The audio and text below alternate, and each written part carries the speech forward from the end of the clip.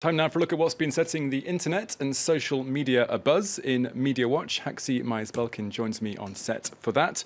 And Haxi, we're starting with scenes of great jubilation at Paris Saint-Germain's training ground here in the French capital. Jubilation is absolutely the word. Jubilation and then some. You can see the pictures right there.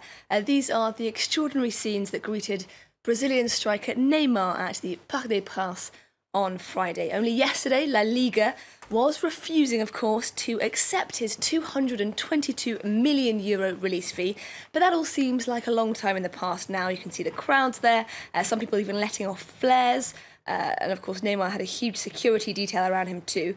You can see an aerial view there. It's really quite impressive stuff. And I think I know who Mohamed Jai supports. It's definitely Paris Saint-Germain. He says, "Quelle image, what a wonderful image." And it wasn't just the Parc des Princes that was full of Neymar supporters today. This was taken on the Champs-Élysées, Paris's famous boulevard. All these people are queuing up to get their hands on the first Neymar jerseys. Those jerseys were selling for €155 a pop. It's quite a hefty price tag. It is. Well, if you think that's steep, let's take a little second to remember just how much the Neymar transfer fee was. €222 million.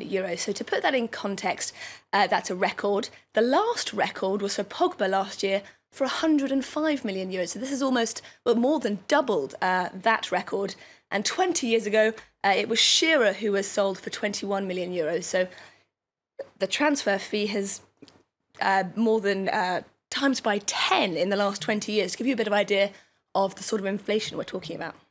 And Haxi, moving on to a story here in France that's likely to frustrate the French President Emmanuel Macron in his bid to try and clean up on French politics. Absolutely. So France's financial court has ordered a preliminary inquiry into Michel Mercier, who was only a couple of days ago appointed to the Supreme Court. Now, Mercier stands accused of using public cash to pay for his daughter, to employ his daughter in a role at the French Senate, which may appear dodgy enough. But it's also become clear that the daughter wasn't even in France during the period she was supposed to be employed at the Senate. So far, so familiar for anyone who's been following the François Fillon scandal a few months ago. But the plot does thicken. Gérard Larcher, who's the president of the Senate, he's refused to let investigators in, saying instead that he'll provide the documents that he deems relevant to the case. Cue, of course, some Twitter outrage. One Twitter user says that the fact that France's second in command is blocking investigators raises a lot of questions, and she's used this rather funny Sarkozy meme, him saying, "C'est pas possible, it's just impossible." Another Twitter user says is trying to expose Larcher's apparent hypocrisy. There's a screen grab of Larcher recently tweeting that when it comes to transparency, the Senate was cleaner than the National Assembly. Well, the comment just above sardonically suggests it's time for Larcher to change his washing powder if he thinks the Senate is as clean as all that. Finally, Haxi, we're moving on to a story very close to my own heart, and that's International Beer Day that's been taking place this Friday. It has, and a lot of people have rather unsurprisingly been marking the day with selfies and pints in sunny parks, but a number of institutions are using the opportunity to educate us. The British Museum asks, "Do you wish you were paid in beer?" Now, I'm not going to ask you that one, Tom, but just underneath you see a picture of a cuneiform tablet from 5,000 years ago that tells us that beer was actually given to workers as part of their rations. That was from the British Museum.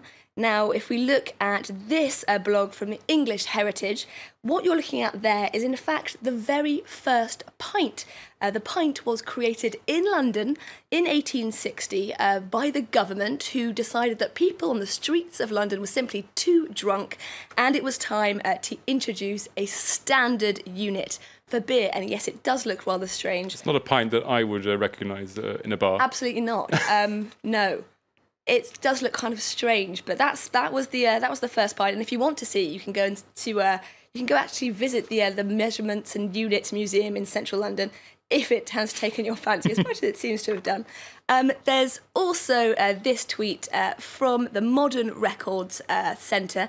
This is a poster from the Brewers Society from 1936 explaining just why beer is best, back from a time when doctors and health officials actively encouraged beer drinking to maintain a healthy diet, Tom. And so they should. Haxi Maes-Balkin with Media Watch, thank you very much.